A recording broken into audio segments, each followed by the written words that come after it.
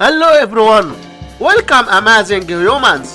In this future upload 14 minus 3 which equals 11 times 14 minus 3 which equals 11. Now we have this problem 11 times 11 which equals, but this answer is not correct because according to the order of operations we have to work on the parentheses first, then work on multiplication, and at last work on adding and subtraction. So first we do this subtraction, then this multiplication, and at last this subtraction. So we have first this parentheses 14 minus 3 11. So we have 14 minus 3 times 11.